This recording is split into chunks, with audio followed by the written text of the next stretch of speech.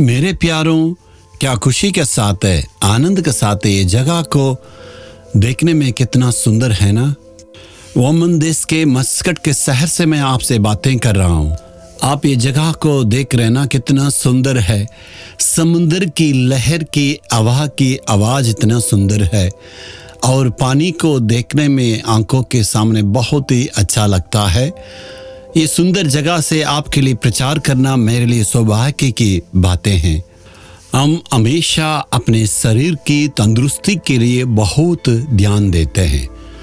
जब शरीर कमज़ोर पड़ते हैं उस पर और ज़्यादा जोर दे के कहते हैं, अस्पताल में जाते हैं, डॉक्टर के पास हम संपर्क करके और डॉक्टर की सलाह मांगते हैं और वो कहते हैं ये खाना लीजिए, आप बहुत कमज़ोर है, वो खाना इस प्रकार खाइए। तो हम उनकी सारी बातों को मान के वैसे ही हमारा शरीर की तंदुरुस्ती के लिए इतना हम जोर देते हैं।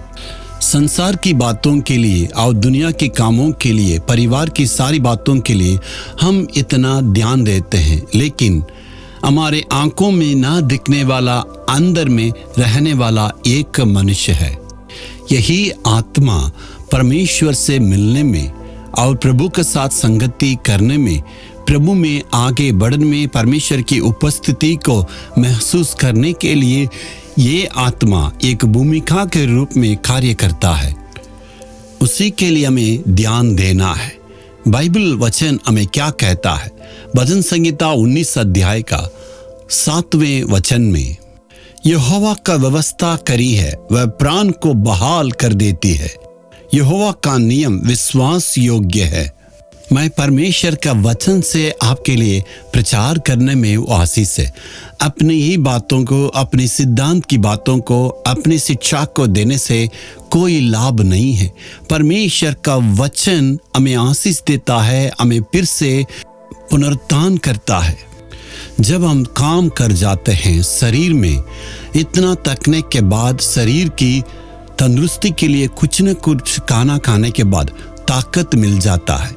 वैसे ही ये आत्मा भी, हम बहुत निराश हो जाते हैं, परमेश्वर का वचन से हमें ताकत मिलता है।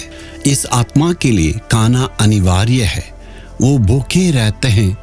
यदि आप इस आत्मा पर ध्यान नहीं देंगे, वो भूखे होके, कमज़ोर होके एक वक्त में यह आत्मा मर जाएगा।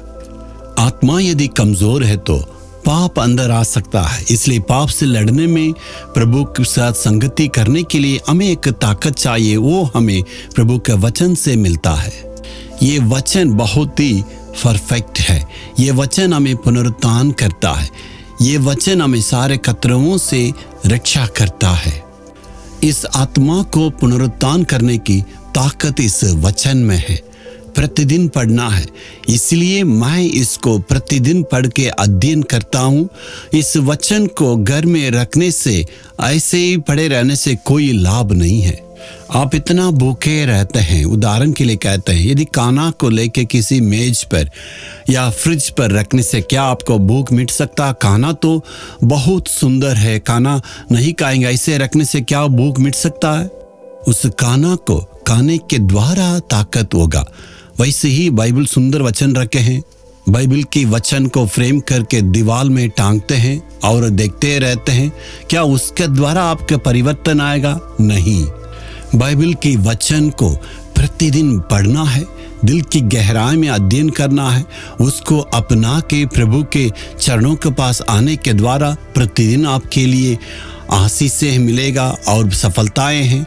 और प्रभु से मैंने आशीष को प्राप्त किया, ऐसे कह सकते हैं। और आप खुशी के साथ ये भी कह सकते हैं, मेरे आत्मा को परमेश्वर ने फिर से पुनरुत्थान किया, मैं इतना आशीष के साथ हूँ। हम इसलिए कहते हैं, प्रतिदिन प्रार्थना करने के वक्त में बाइबल की वचन को अध्ययन करके दुआ करना होगा। वक्त क्या कहता? प्रभु के वचन का जब मैंने अध्ययन किया, मेरे अंदर एक आग आ गया। प्रतिदिन परमेश्वर के वचन को हमें पढ़ना है, उससे दिल की गहराई से अध्ययन करके परमेश्वर की आवाज़ को सुन के आप जी सकते हैं। आत्मा में मजबूती के साथ रह सकते हैं। आप छोटी छोटी बातों में निराश नहीं होंगे।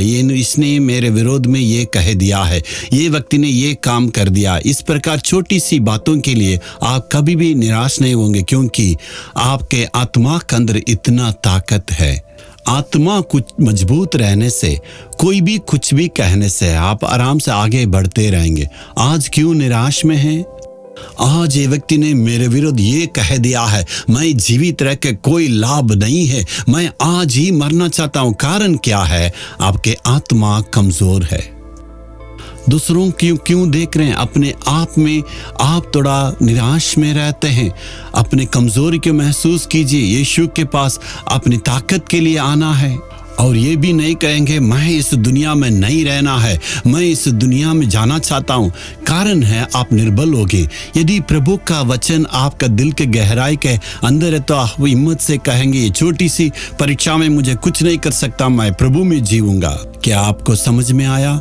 आज प्रभु के वचन का आहार को खाना होगा। आज प्रभु से कहेंगे, हे प्रभु, हे परमेश्वर, मैं आज अपने आप को अर्पण करता हूँ। तेरे वचन में सामर्थ्य है, तेरे वचन में ताकत है। उस वचन के द्वारा मैं अपने जीवन में प्रतिदिन की इस दौड़ में ताकत को प्राप्त करने के लिए और सारे काम में सफलता को प्राप्त करने के लिए अपने आप को आज अर्पण करता हूँ। यीशु के नाम में आमीन, आमीन।